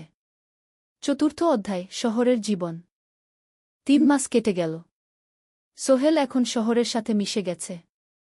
প্রতিদিন অফিসে যাওয়া আসার পথে সে দেখে হাজারো মানুষের জীবন। কেউ সফল, কেউ ব্যর্থ, কিন্তু সবাই চলছে নিজের পথে। সোহেল অফিসের কাজের পাশাপাশি কম্পিউটার শেখার চেষ্টা করছে। অফিসে একটা কম্পিউটার আছে। যখন কেউ ব্যবহার করে না তখন সোহেল একটু একটু শিখার চেষ্টা করে। জাহিদ ভাই তাকে সাহায্য করেন। সোহেল, তুমি যদি কম্পিউটার ভালোভাবে শিখতে পারো তাহলে তোমার ভবিষ্যৎ উজ্জ্বল। জাহিদ ভাই একদিন বললেন, কিভাবে শিখব ভাই? ট্রেনিং সেন্টারে যাও, সন্ধ্যায় ক্লাস আছে, মাসে ২,০০০ টাকা লাগবে গি। সোহেল ভাবল, ২,০০০ টাকা অনেক, কিন্তু এটা বিনিয়োগ, ভবিষ্যতের জন্য। সে একটা ট্রেনিং সেন্টারে ভর্তি হল। সপ্তাহে ৩ দিন, সন্ধ্যা ৭:৩০ থেকে রাত ৯টা পর্যন্ত ক্লাস। কম্পিউটারের basic, MS Word, Excel, PowerPoint, internet ব্যবহার। একদিন অফিস থেকে ফেরার সময় সোহেল একটা দোকানে চা খেতে গেল। দোকানের পাশেই একটা ছোট্ট মুদি দোকান। সেখানে একটা মেয়ে বসে আছে। বয়স হবে ২০-এর কাছাকাছি। সাদাসিধে চেহারা, সাদা শাড়ি পরা, কিন্তু চোখে এক ধরনের দৃঢ়তা। ভাইজা, এক প্যাকেট বিস্কুট দেন কি? সোহেল বলল। মেয়েটা বিস্কুট দিল। ২০ টাকা। সোহেল টাকা দিয়ে যাচ্ছিল, হঠাৎ মেয়েটা বলল, আপনি নতুন এসেছেন এই এলাকায়, তাই না? হ্যাঁ। ৩ মাস হল। কিভাবে বুঝলেন? আপনার চেহারা দেখেই বোঝা যায়। এখনও গ্রামের ছোঁয়া আছে। আর আপনি প্রতিদিন এই পথ দিয়ে যান। দেখেছি কি? মেয়েটা হাসল। সোহেলও হেসে ফেল। আপনি খুব পর্যবেক্ষক মনে হচ্ছে গি। জীবনে অনেক কিছু দেখেছি, তাই মানুষকে চিনতে শিখেছি গি। আপনার নাম? মিনা। এই দোকান আমার বাবার। উনি অসুস্থ, তাই আমি দেখছি গু। সেদিন থেকে সোহেল প্রায়ই সেই দোকানে যেতে শুরু করল। মিনার সাথে গল্প করত। ধীরে ধীরে তাদের মধ্যে একটা বন্ধুত্ব তৈরি হল। মিনাও তার জীবনের গল্প বলল। মিনার মা মারা গেছেন যখন সে মাত্র ৭ বছরের। বাবা আব্দুল হামিদ একা হাতে মিনাকে বড় করেছেন। মুদি দোকান দিয়ে সংসার চালান। মিনা কলেজে পড়ে, অনার্স সেকেন্ড ইয়ার। সকালে কলেজে যায়, দুপুরে ফিরে এসে দোকান সামলায়। বাবার হার্টের সমস্যা আছে, তাই ভারী কাজ করতে পারেন না। তোমার স্বপ্ন কি? একদিন সোহেল জিজ্ঞেস করল। গ্র্যাজুয়েশন শেষ করে একটা ভালো চাকরি করব। তারপর বাবাকে ভালো চিকিৎসা করাব। তুমি? আমিও চাকরি করে পরিবারকে ভালোভাবে দেখভাল করতে চাই। মা আর বোনকে নিয়ে শহরে আনব একদিন গু। দুজনেই নিজেদের স্বপ্নের কথা বলতে গিয়ে বুঝল তাদের স্বপ্ন অনেকটা একই রকম। ৫ম অধ্যায়, বিপদ। ৬ মাস কেটে গেল। সোহেল এখন আলী সাহেবের খুব প্রিয় কর্মচারী। সে শুধু চা বিস্কুট দেওয়ার কাজই করে না, এখন কম্পিউটারেও কিছু কাজ শিখেছে। ছোটখাটো টাইপিং, ডেটা এন্ট্রি এসব করতে পারে। আলী সাহেব খুশি হয়ে তার বেতন বাড়িয়ে ৮,০০০ টাকা করে দিয়েছেন। একদিন রাতে সোহেল অফিস থেকে ফিরছিল। সেদিন একটু দেরি হয়ে গেছে। রাত প্রায় ৯টা। সাধারণত সোহেল সন্ধ্যা ৭:৩০টায় ফিরে। কিন্তু সেদিন অফিসে একটা জরুরি কাজ ছিল। বাস থেকে নেমে সোহেল বাড়ির দিকে হাঁটছিল। হঠাৎ একটা অন্ধকার গলিতে ৩ জন লোক তাকে ঘিরে ধরল। তাদের চেহারা দেখেই বোঝা যাচ্ছিল ভালো উদ্দেশ্য নিয়ে আসেনি। টাকা দে, তাড়াতাড়ি, একজন বলল। তার হাতে একটা ছুরি। সোহেল ভয় পেয়ে গেল। ভাই, আমার কাছে খুব কম টাকা আছে গি। যা আছে দে, তাড়াতাড়ি করো। সোহেল কাঁপতে কাঁপতে তার পকেট থেকে ৫ টাকা বের করে দিল। এই টাকা দিয়ে সে বাজার করবে ভেবেছিল। কিন্তু ছিনতাইকারীরা সন্তুষ্ট হল না। শুধু ৫ টাকা? তোর ব্যাগে কি আছে? তারা সোহেলের ব্যাগ কেড়ে নিল। ব্যাগে ছিল তার মোবাইল, কম্পিউটার ট্রেনিং সেন্টারের সার্টিফিকেট আর কিছু গুরুত্বপূর্ণ কাগজপত্র। না ভাই, ব্যাগটা ফেরত দেন। ওতে আমার জরুরি জিনিস আছে। মোবাইল নিয়ে নেন, কিন্তু ব্যাগটা দেন গু। কিন্তু ওরা শুনল না। একজন সোহেলকে জোরে ধাক্কা দিল। সোহেল পড়ে গেল। মাথা রাস্তার কংক্রিটে ধাক্কা লেগে গেল। রক্ত বের হল। ৩ জন দৌড়ে পালিয়ে গেল। কিছুক্ষণ সোহেল অজ্ঞান হয়ে পড়ে রইল। তারপর ধীরে ধীরে জ্ঞান ফিরল। মাথায় প্রচণ্ড ব্যথা। সে উঠে দাঁড়ানোর চেষ্টা করল, কিন্তু মাথা ঘুরছিল। কোনোমতে একটা দেয়াল ধরে দাঁড়াল। একজন পথচারী তাকে দেখে থামল। কি হয়েছে ভাই? ছিনতাই হয়েছে গি? এসো, আমি তোমাকে হাসপাতালে নিয়ে যাই। কিন্তু সোহেল রাজি হল না। না, ঠিক আছি, বাড়ি যেতে পারব। সে কোনোমতে করিম মামার বাড়িতে পৌঁছাল। দরজা খুলেই সালমা আপা চিৎকার করে উঠলেন। ও আল্লাহ! কি হয়েছে? করিম মামা দৌড়ে এলেন। সোহেলকে ভেতরে নিয়ে গেলেন। তার মাথায় জল ঢেলে রক্ত পরিষ্কার করলেন। ক্ষতটা বেশ গভীর। হাসপাতালে যেতে হবে কি করিম মামা বললেন। তারা একটা অটোরিকশা নিয়ে নিকটস্থ হাসপাতালে গেলেন। ডাক্তার সোহেলের মাথায় 3টা সেলাই দিলেন। বলল 1 সপ্তাহ বিশ্রাম নিতে হবে। কোনো ভারী কাজ করা যাবে না। হাসপাতাল থেকে ফিরে সোহেল শুয়ে রইল। তার মনে হচ্ছিল সবকিছু শেষ হয়ে গেছে। মোবাইল চলে গেছে, গুরুত্বপূর্ণ কাগজপত্র চলে গেছে। এখন 1 সপ্তাহ অফিস করতে পারবে না। পরদিন সকালে করিম মামা আলী সাহেবকে ফোন করে সব জানালেন। আলী সাহেব বললেন, ঠিক আছে, সোহেল ভালো হয়ে এলে আসবে, চিন্তার কিছু নেই গি। মিনা যখন এই খবর শুনল, সে সন্ধ্যায় সোহেলকে দেখতে এলো করিম মামার বাড়িতে। সাথে এনেছিল কিছু ফল। কি হয়েছিল? মিনা চিন্তিত গলায় জিজ্ঞেস করল। সোহেল সব বলল। মিনা রেগে গেল। এই শহরে এখন অনেক অপরাধ বেড়ে গেছে। পুলিশ কিছু করে না। তুমি পুলিশে রিপোর্ট করেছ? না। লাভ নেই। তবুও করা উচিত। তোমার মোবাইলটা হয়তো খুঁজে পাওয়া যাবে গি।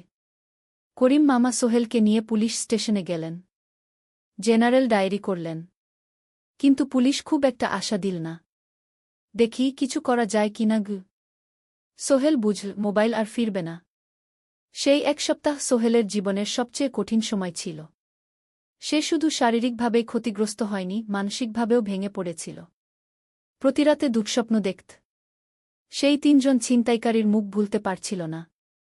মিনা প্রায় প্রতিদিন আসত। তাকে সাহস দিত। তুমি হাল ছেড়ো না সোহেল। জীবনে এরকম খারাপ সময় আসে, কিন্তু এটা কাটিয়ে ওঠাই হলো আসল বীরত্ব। সোহেলের মা গ্রাম থেকে ফোন করতেন। করিম মামার মোবাইল থেকে। তুই ভালো আছিস তো? সোহেল মাকে সব সত্যি বলেনি। শুধু বলেছে, হ্যাঁ মা, ভালো আছি। একটু জ্বর হয়েছিল। এখন ভালো। 1 সপ্তাহ পর সোহেল আবার অফিসে গেল। আলী সাহেব তাকে দেখে খুশি হলেন।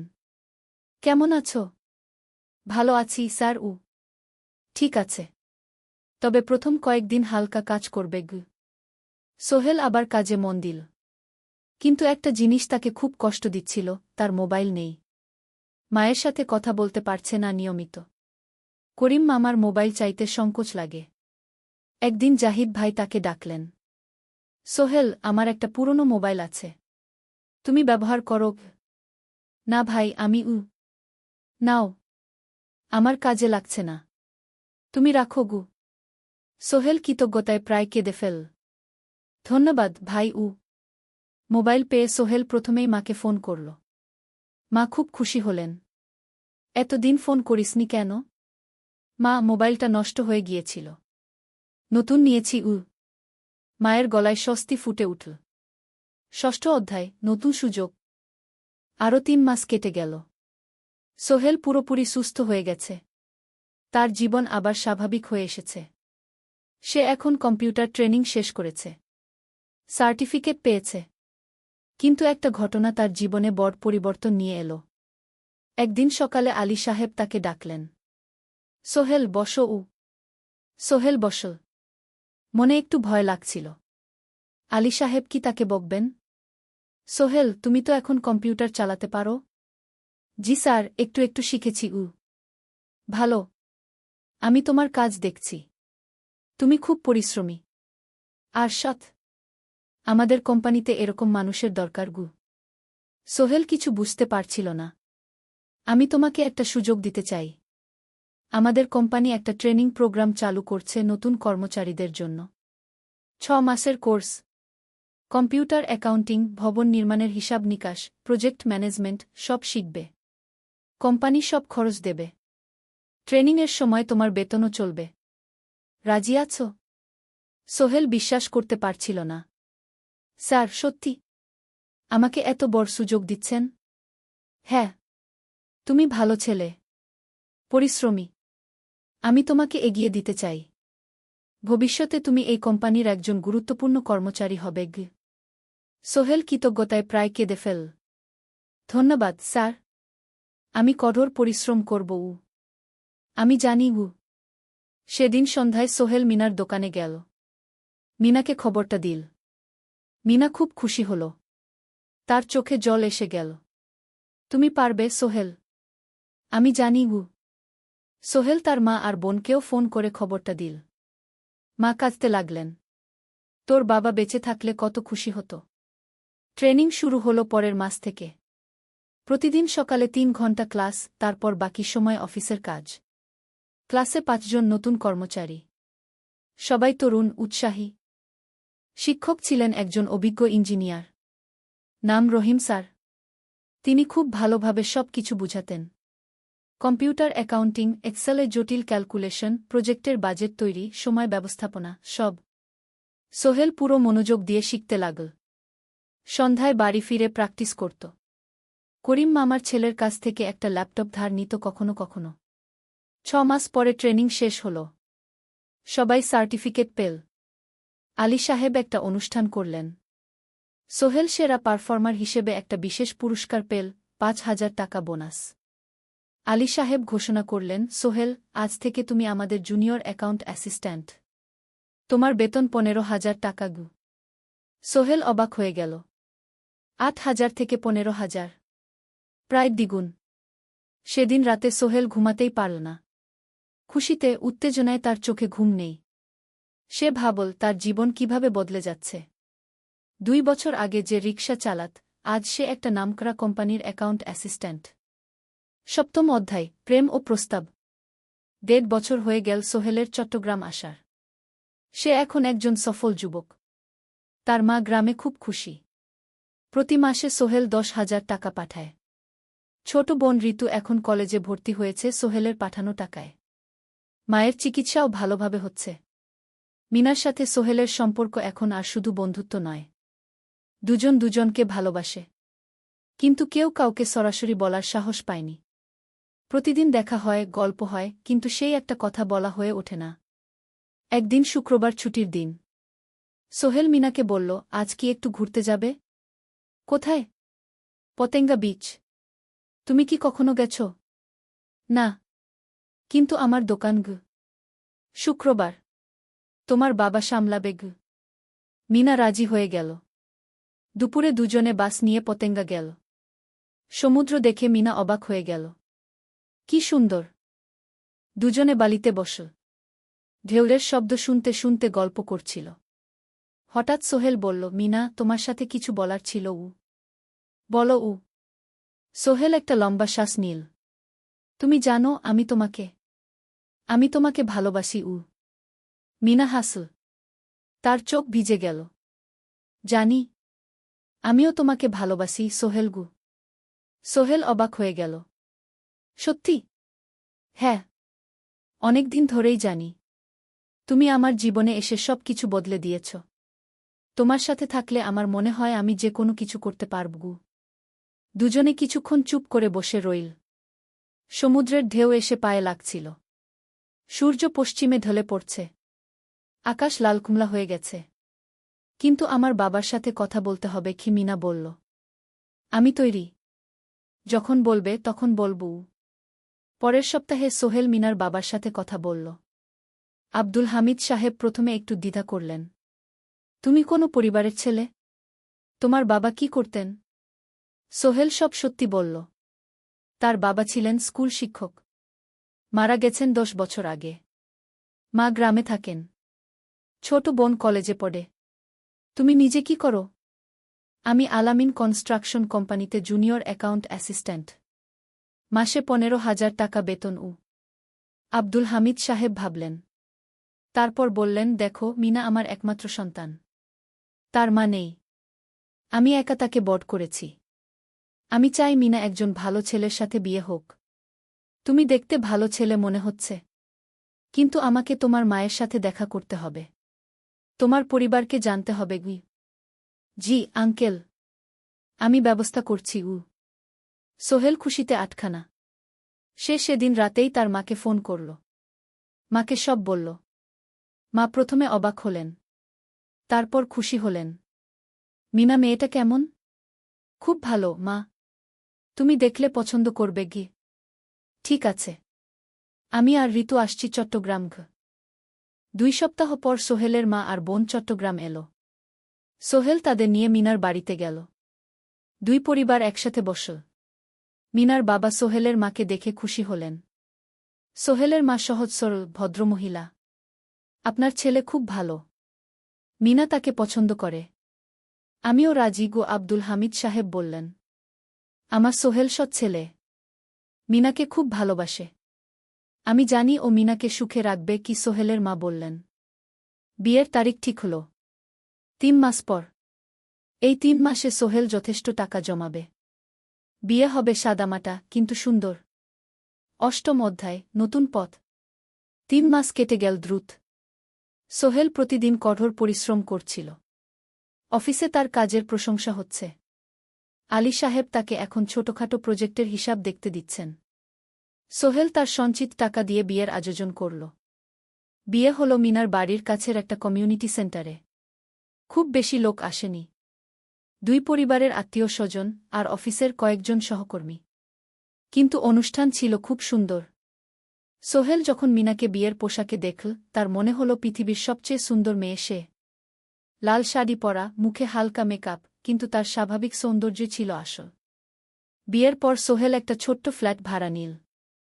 2 রুমের ফ্ল্যাট, মাসে ভাড়া 5,000 টাকা। মিনা এখনও তার পড়াশোনা চালিয়ে যাচ্ছে। আরও 1 বছর বাকি গ্র্যাজুয়েশন শেষ হতে। সোহেলের মা আর বোন গ্রামে ফিরে গেল। মা বলে গেলেন, সোহেল, মিনাকে ভালো রাখিস। মেয়েরা অনেক ত্যাগ করে সংসার করতে গু। জানি মা গু। নতুন জীবন শুরু হল। সোহেল সকালে অফিসে যায়, সন্ধ্যায় ফেরে। মিনা সকালে কলেজে যায়, দুপুরে ফিরে রান্না করে, ঘর গোছায়। সন্ধ্যায় দুজনে একসাথে বসে পড়াশোনা করে, গল্প করে, টিভি দেখে। জীবন সুন্দর ছিল। কিন্তু চ্যালেঞ্জও ছিল। মাসিক খরচ, ভাড়া 5,000, বাজার 3,000, বিদ্যুৎ গ্যাস 1,000, মায়ের জন্য 5,000, মিনার কলেজের খরচ 1,200। মোট প্রায় 14,000 টাকা। বাঁচত মাত্র 1,000 খানেক। কিন্তু সোহেল হাল ছাড়ল না। সে সন্ধ্যায় একটা কম্পিউটার ট্রেনিং সেন্টারে পার্ট টাইম পড়ানো শুরু করল। সপ্তাহে 3 দিন 2 ঘন্টা করে। এতে মাসে আরও 3,000 টাকা আসতে লাগল। মিনাও বসে থাকল না। সে বাড়িতে বসে কয়েকজন স্কুলের ছাত্রছাত্রীকে টিউশন পড়াতে শুরু করল। মাসে 2,000 টাকা আয়। এভাবে কেটে গেল 6 মাস। দুজন মিলে পরিবার চালাচ্ছে, স্বপ্ন দেখছে। একদিন সোহেল বলল, মিনা, আমি একটা নতুন স্বপ্ন দেখছি গু। কি? আমি নিজে একটা ছোট্ট কনস্ট্রাকশন কোম্পানি খুলতে চাই। ছোট ছোট প্রজেক্ট নেব। বাড়ি মেরামত, ছোট বিল্ডিং বানানো, এসব। তোমার কি যথেষ্ট অভিজ্ঞতা আছে? আছে। আমি 2 বছর ধরে এই কাজের সাথে জড়িত। অনেক কিছু শিখেছি। আর আলী সাহেবও আমাকে সাহায্য করবেন গু। কিন্তু টাকা কোথায়? কোম্পানি খুলতে তো অনেক টাকা লাগবে গি। আমি জমাচ্ছি। আরও 1 বছর কাজ করব। তারপর চেষ্টা করব। মিনা তাকে সমর্থন দিল। তুমি পারবে। তোমার মধ্যে সেই শক্তি আছে গি। 9ম অধ্যায়, চ্যালেঞ্জের সময়। কিন্তু ভাগ্য সবসময় অনুকূলে থাকে না। সোহেল যখন স্বপ্ন দেখছিল নিজের কোম্পানি খোলার, তখনই একটা বড় সমস্যা এলো। আলী সাহেবের কোম্পানি একটা বড় প্রজেক্ট পেয়েছিল। একটা 10তলা বিল্ডিং বানানোর কাজ। কিন্তু প্রজেক্টের প্রধান ইনভেস্টর হঠাৎ পালিয়ে গেল। তিনি কোম্পানির কাছ থেকে প্রায় 50 লাখ টাকা নিয়ে গেছেন, কিন্তু কাজ শেষ হয়নি। কোম্পানি বড় ক্ষতির মুখে পড়ল। আলী সাহেব অনেক কর্মচারীকে ছাঁটাই করতে বাধ্য হলেন। প্রায় 10 জনকে চাকরি থেকে বাদ দিলেন। বাকিদের বেতন কমাতে হল। সোহেলকে আলী সাহেব ডেকে বললেন, সোহেল, আমি তোমাকে রাখতে চাই। তুমি বিশ্বস্ত কর্মচারী। কিন্তু তোমার বেতন কমাতে হবে। 15,000 থেকে 10,000। সোহেল মনে মনে চিন্তায় পড়ে গেল। 10,000 টাকায় সংসার চলবে কিভাবে? মায়ের খরচ, ভাড়া, বাজার সব মিলিয়ে তো 14,000 টাকা লাগে। কিন্তু সে কিছু বলল না। ঠিক আছে স্যার। বাড়ি ফিরে সোহেল মিনাকে সব বলল। মিনা চিন্তিত হয়ে গেল। এখন কি হবে? চিন্তা করো না। আমি পার্ট টাইম টিউশনির সময় বাড়াব। আর তুমিও বেশি করে টিউশন নাও। কিন্তু আমার তো পড়াশোনাও আছে গি। জানি। কিন্তু এখন এটাই করতে হবে গু। সোহেল সন্ধ্যায় আরও দুটো জায়গায় পার্ট টাইম কাজ খুঁজল। একটা দোকানের সন্ধ্যায় হিসাব দেখার কাজ পেল, মাসে ২,০০০ টাকা। আরেকটা জায়গায় সপ্তাহান্তে কম্পিউটার রিপেয়ারের কাজ পেল, মাসে ১,৫০০ টাকা। মিনাও ৩ জন নতুন স্টুডেন্ট নীল টিউশনে। তার আয় বাড়ল ২,০০০ থেকে ৩,৫০০-এ। কঠিন সময় ছিল। সোহেল সকাল ৮টায় অফিসে যেত, সন্ধ্যা ৬টায় ফিরত। তারপর একটু বিশ্রাম নিয়ে ৭:৩০টায় বের হতো পার্ট টাইম কাজে। রাত ১০টায় বাড়ি ফিরত। রবি-সোমবার কম্পিউটার রিপেয়ারের কাজ। মিনাও সকালে কলেজে যেত, দুপুরে ফিরে রান্না করত, তারপর বিকেলে টিউশন পড়াত। রাতে খাওয়া দাওয়ার পর পড়াশোনা করত। দুজনেরই শরীর খারাপ হতে শুরু করল। সোহেল একদিন অফিসে অজ্ঞান হয়ে পড়ে গেল। ডাক্তার দেখাতে নিয়ে গেল। ডাক্তার বলল, অতিরিক্ত পরিশ্রম, শরীরে পুষ্টির অভাব, ঠিকমতো খাচ্ছেন না মনে হচ্ছে ঘি।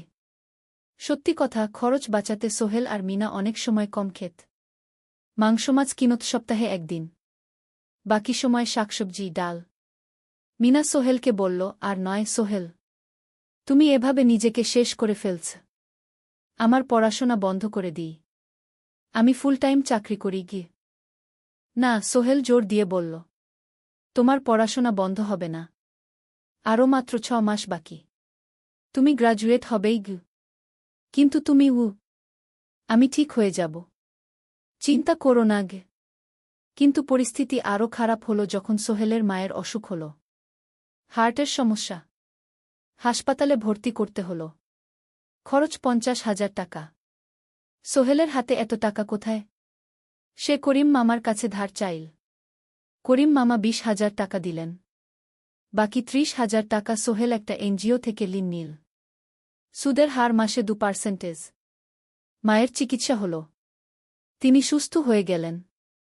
কিন্তু সোহেল এখন ঋণের বোঝায় পড়ে গেল। প্রতি মাসে ৩,০০০ টাকা করে কিস্তি দিতে হবে। সেই রাতে সোহেল আর মিনা বিছানায় শুয়ে কথা বলছিল। সোহেল বলল, মিনা, আমি মনে হয় ভুল করেছি। শহরে এসে বিয়ে করে তোমাকে কষ্টে ফেলেছি গু। মিনা তার হাত ধরল। না সোহেল, তুমি ভুল করনি। জীবনে এরকম খারাপ সময় আসে, কিন্তু এটা কাটিয়ে ওঠাই হলো আসল শক্তি। আমরা একসাথে আছি, একসাথে থাকব, সব কিছু ঠিক হয়ে যাবে। মিনার কথায় সোহেল একটু সাহস পেল। হ্যাঁ, হাল ছাড়া যাবে না। ১০ম অধ্যায়, আলোর দিকে। ৩ মাস পরে পরিস্থিতি একটু ভালো হতে শুরু করল। আলী সাহেবের কোম্পানি একটা নতুন প্রজেক্ট পেল, একটা স্কুল বিল্ডিং বানানোর কাজ। কোম্পানি আবার স্থিতিশীল হতে শুরু করল। আলী সাহেব সোহেলকে ডেকে বললেন, সোহেল, আমি তোমার কঠোর পরিশ্রম দেখেছি। খারাপ সময়েও তুমি কোম্পানি ছেড়ে যাওনি। আমি কৃতজ্ঞ। আজ থেকে তোমার বেতন আবার ১৫,০০০ টাকা গু। সোহেল খুশি হয়ে গেল। ধন্যবাদ স্যার। মিনাও গ্রাজুয়েশন শেষ করল, ভালো ফলাফল করল। সে এখন চাকরি খুঁজছে। একদিন মিনা একটা প্রাইভেট স্কুলে শিক্ষিকার ইন্টারভিউ দিতে গেল। ইন্টারভিউ ভালো হল, তাকে নিযোগ দেওয়া হল। বেতন ১২,০০০ টাকা। সেদিন সন্ধ্যায় দুজনে মিলে একটা ছোট্ট পার্টি করল। একটা বিরিয়ানি কিনল, কোমল পানীয় কিনল। দুজনে মিলে খেল। আমরা পেরেছি সোহেল, মিনা বলল। হ্যাঁ, আমরা পেরেছি গু।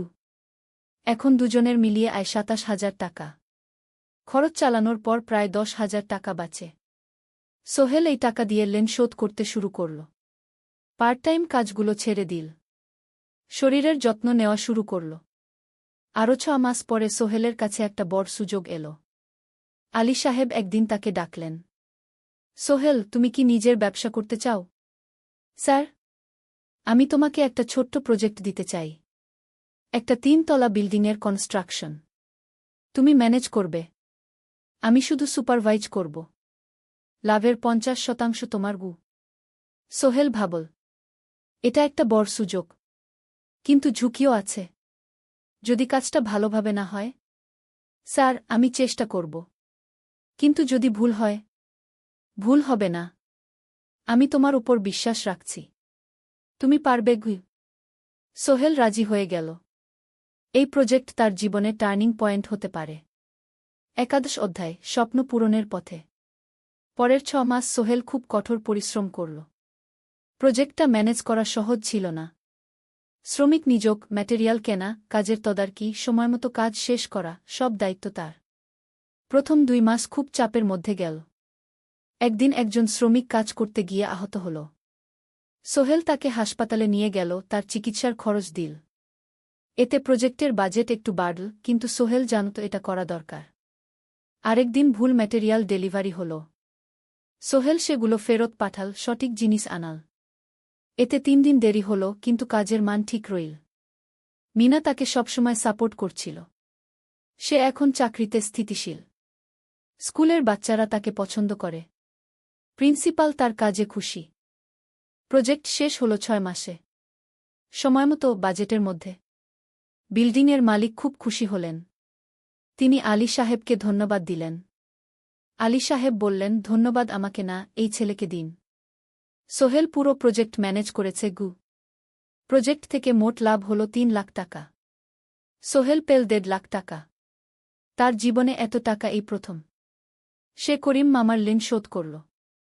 এনজিওর বাকি ঋণ শোধ করল। তারপর তার মাকে 50,000 টাকা পাঠাল। মা দিয়ে গ্রামের বাড়িটা একটু মেরামত করাল, বোন ঋতুর জন্য একটা ল্যাপটপ কিনল।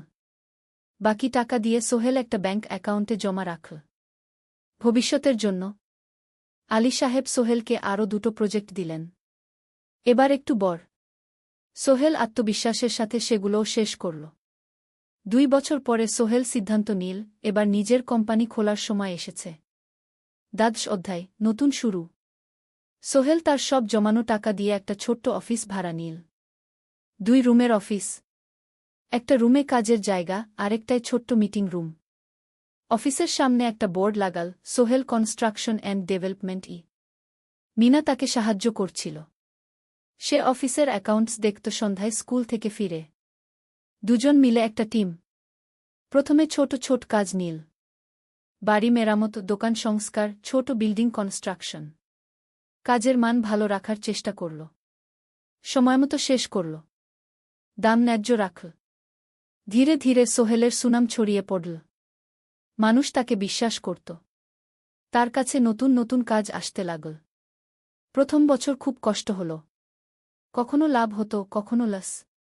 কিন্তু সোহেল থেমে থাকল না। সে শিখতে লাগল ব্যবসা কিভাবে চালাতে হয়। দ্বিতীয় বছরে পরিস্থিতি ভালো হল। সোহেল এখন 3 জন স্থায়ী কর্মচারী নিযোগ দিল। একজন ইঞ্জিনিয়ার, একজন সুপারভাইজার, একজন অফিস সহায়ক। তৃতীয় বছরে একটা বড় প্রজেক্ট পেল। একটা স্কুল বিল্ডিং বানানোর কাজ। 5 তলা বিল্ডিং। সোহেল পুরো মনোযোগ দিয়ে কাজটা করল।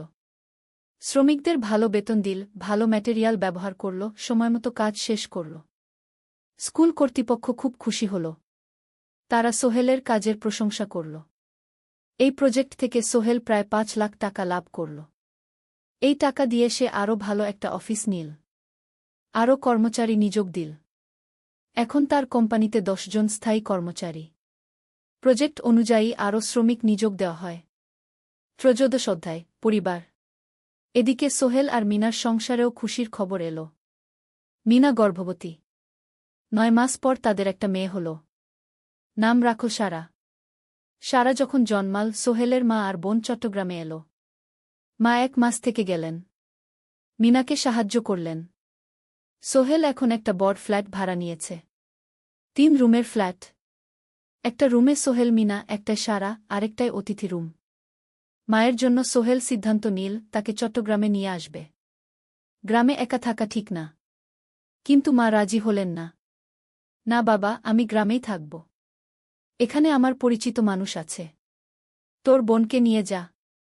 ও ঢাকায় পড়ছে, চট্টগ্রামে এনে ভালো কোথাও ভর্তি করিয়ে দেগি। সোহেল তাই করল। ঋতুকে চট্টগ্রাম বিশ্ববিদ্যালয়ে ভর্তি করিয়ে দিল। ঋতু এখন সোহেলের ফ্ল্যাটে থাকে, বিশ্ববিদ্যালয়ে পড়ে। সোহেলের মনে হল তার জীবন এখন পরিপূর্ণ। স্ত্রী, মেয়ে, বোন সবাই তার কাছে। ব্যবসা ভালো চলছে। মা গ্রামে সুখে আছেন। চতুর্দশ অধ্যায় সফলতার শিখরে। 5 বছর কেটে গেল। সোহেল এখন একজন সফল উদ্যোক্তা। তার কোম্পানি কি সোহেল কনস্ট্রাকশন অ্যান্ড ডেভেলপমেন্ট এখন চট্টগ্রামে বেশ পরিচিত। প্রায় ৩০ জন কর্মচারী তার অধীনে কাজ করে। সোহেল এখন শুধু ছোট প্রজেক্ট করে না, বড় বড় প্রজেক্টও করে। একটা ৮তলা বিজনেস কমপ্লেক্স বানানোর কাজ পেয়েছে। একটা হাসপাতাল বিল্ডিং বানাচ্ছে। মিনা এখনও স্কুলে পড়ায়। সে এখন ভাইস প্রিন্সিপাল। সাথে সোহেলের কোম্পানির অ্যাকাউন্টস ম্যানেজার। দুজন মিলে ব্যবসা চালা। সারা এখন ৪ বছরের। স্কুলে ভর্তি হয়েছে। খুব চালাক মেয়ে। ঋতু বিশ্ববিদ্যালয় থেকে গ্রাজুয়েট হয়ে একটা ব্যাংকে চাকরি পেয়েছে। একদিন আলী সাহেব